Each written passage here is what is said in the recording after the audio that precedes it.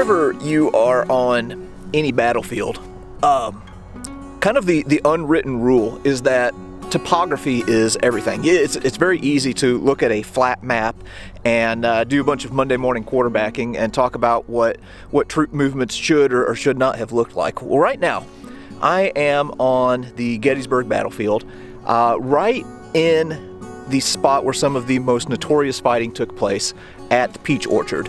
And nowhere that I can think of does topography play more of a role than what it does right here. Now, I know a little bit about the Peach Orchard. I know a little bit about Gettysburg, but I prefer to surround myself with people who are much smarter than I am.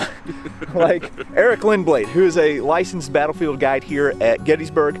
He is also co-host of the Battle of Gettysburg Podcast, which is a brilliant podcast that I've benefited very much from. We're here at the Peach Orchard, and we're going to dive into what things looked like on July 2nd of 1863.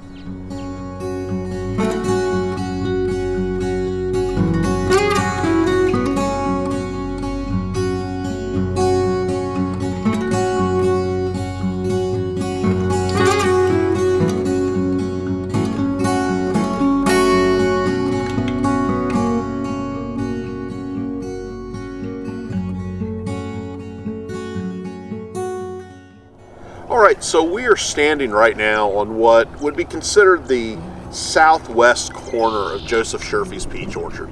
And as you can see behind me, you'll see the ground kind of drops down significantly. You might even see the paved road running between the fences there. That is the Emmitsburg Road.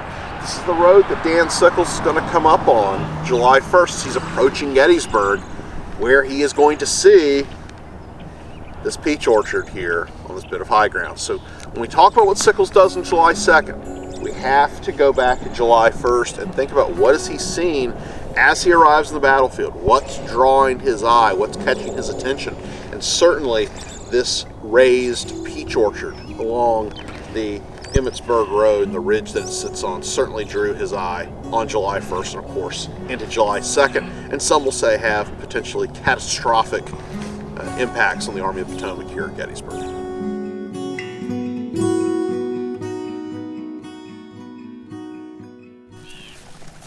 So I've moved to a different part of the battlefield, and where I am now is along Cemetery Ridge. So if you look at the Union line and that famous fishhook pattern, this is kind of right in the middle of the shaft of the fishhook. And this is where General Sickles would have been positioned by General Meade on the second day of the battle. Now, it was pretty well known that Meade did not like Sickles. Sickles did not like Meade. They did not get along very well. And whenever you're standing on this part of the battlefield, one thing you notice, you can't see anything from here.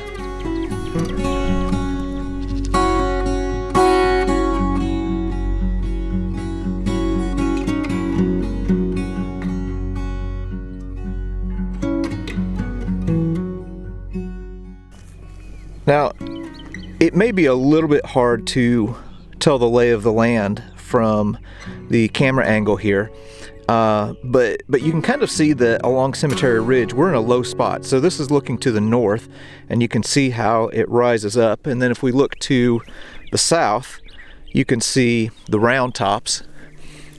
And this view right here is the view that Dan Sickles would have had. Now, he ended up sending out a scouting party to take a look at his front. He knows what the peach orchard looks like, and that there's high ground in front of him.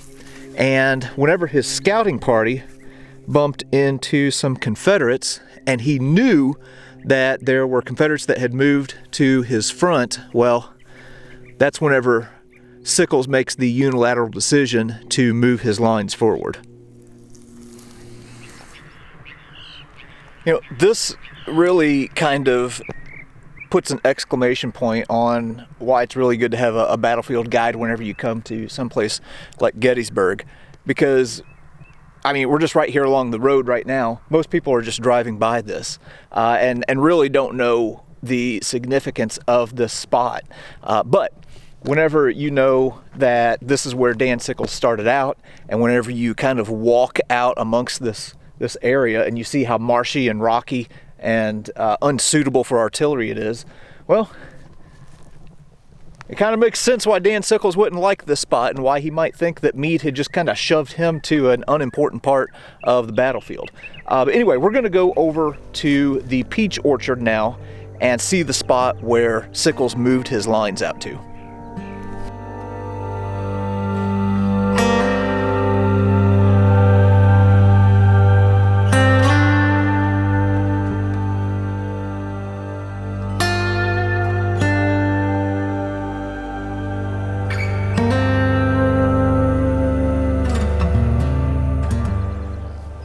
We've moved back up here into the peach orchard, and whenever you get up here and look around, the big difference right off the bat from where we are now as opposed to where Sickles' line originally was is that right here, I mean, you can actually see that you have a panoramic view of Seminary Ridge and the area to the south. So while I may not agree with the decision in the end, I can see what Sickles was thinking by moving his line up to this point.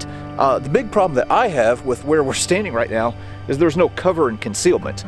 You're just kind of naked out here on this hilltop.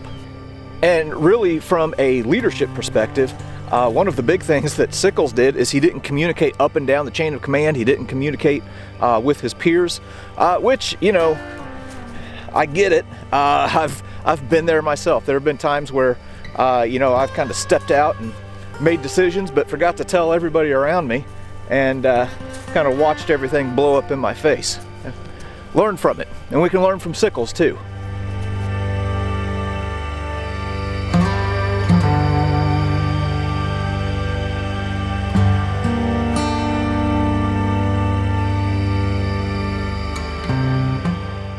For the sake of reference, I'm looking south right now from the peach orchard, and this is the Rose Farm that we're looking at.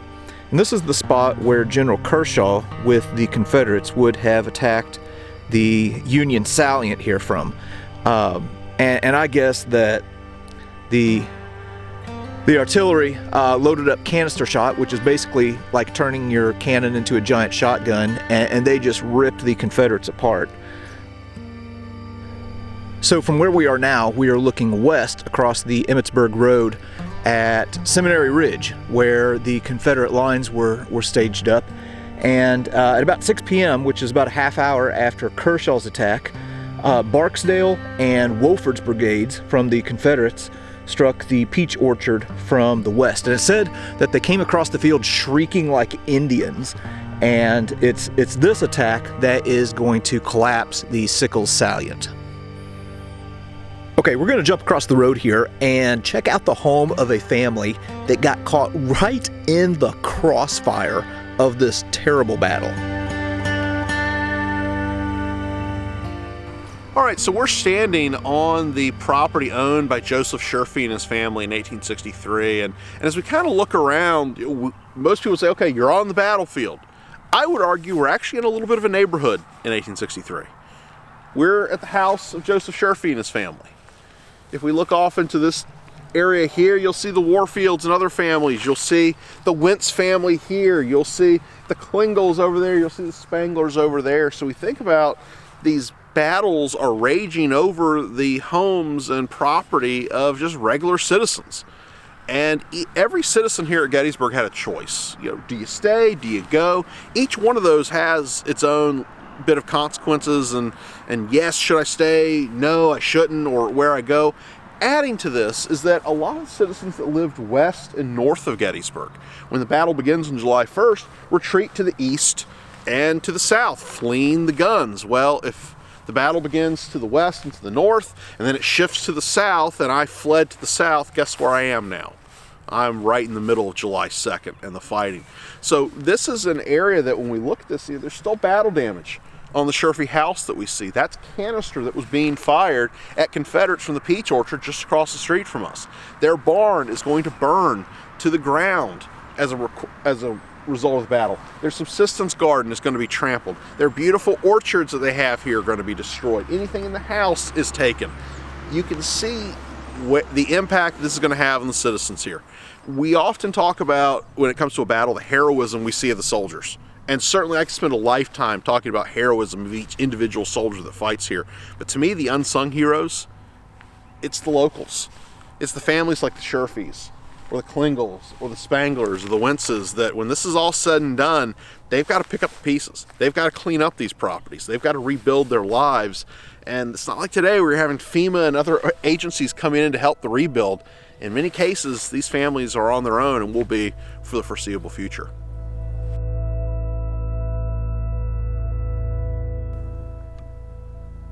Whenever you're standing here at the Surfy House, man, this really is quite amazing. So there's the peach orchard up there, which was the tip of the salient for the Union Army. Over here is where the Confederate lines were located along Seminary Ridge. And right in the middle is where the Surfy House is. So these people were just right in the crossfire, and I want to go up here and show some of the battle damage that we were just talking about. So you can see these little divots knocked out of the brick here on the Sherfy house. Quite a few of them located right there around the windows. These were all places where canister shot from the cannons, basically, as I've mentioned in other videos and in this video, taking your cannon and turning it into a giant shotgun. This is where canister shot hit the side of this house. And if we go over here,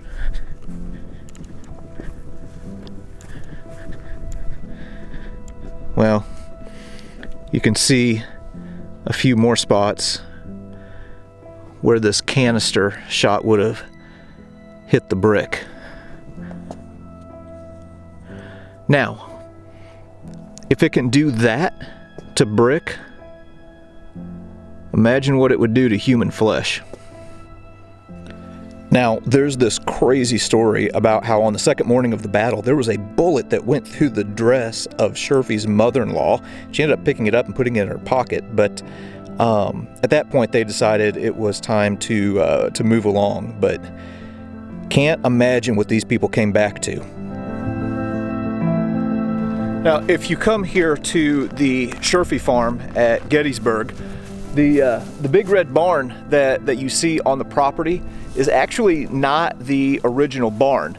The original barn burned down during the battle, and there's really a tragic story that is attached to that. After the second day of fighting, there were wounded from the Union Pennsylvania Zouaves who were laid up in this barn. And on the third day of the battle, an artillery shell struck the barn, and obviously there's hay, it's made out of wood, very flammable. It caught fire, burned down, and there's stories of Confederates trying to get some of these guys out, but couldn't get them all. And yeah, some of them ended up burning to death inside of this barn. So if you go to the cemetery here at Gettysburg, there are some graves that are marked unknown. And it's because they died here in this fire.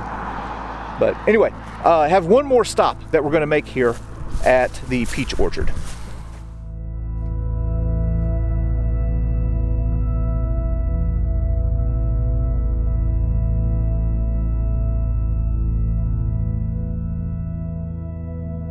We are currently at the Trossel Farm, which Dan Sickles chose as the spot for his command post. Now, one thing that I haven't really mentioned is that the move that Sickles made to, push out into the peach orchard really caused some problems in the Union line and created some big gaps. Those are gaps that Meade knew would have to be filled. So as the line was collapsing, you can imagine here, behind me, Confederate troops just pouring over the hillside there. A group called the 9th Massachusetts Artillery was placed here by Sickles' headquarters at the Abraham Trossel Farm and they were basically being sacrificed so that these gaps could be filled and that Cemetery Ridge could be protected. And this was the site of some fierce artillery bombardment, as evidenced by this barn right here.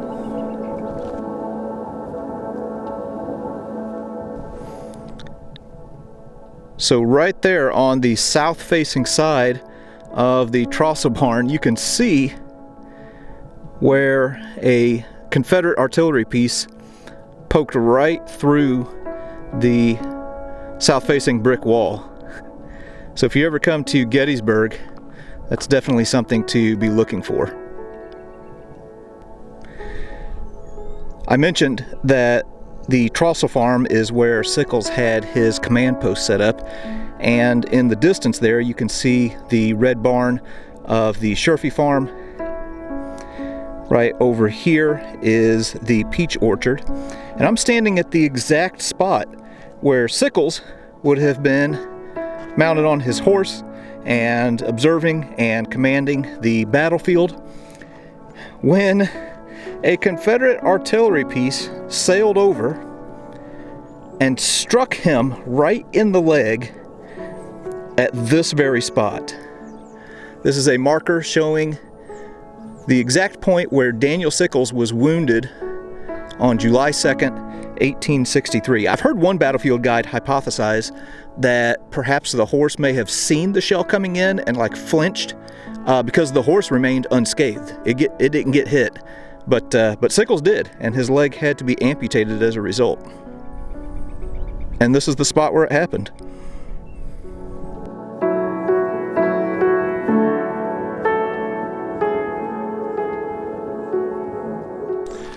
Now, as I've mentioned before, this is not meant to be like a full-on documentary about the Battle of Gettysburg. To really get a fuller picture of this battle, you really need to go to the American Battlefield Trust YouTube page and their website. There's just a wealth of information there that will fill in a lot of these gaps. But there is some things that we can learn about Dan Sickles and the peach orchard. A lot of people have been critical of Sickles in the years since the Battle of Gettysburg about his decision to move troops out here to the peach orchard and also Devil's Den and the wheat field. But ultimately, any failure in any organization is a failure in leadership. And like it or not, the leader on the battlefield here at Gettysburg was General George Meade. Sickles was not a professional soldier. He was a politician.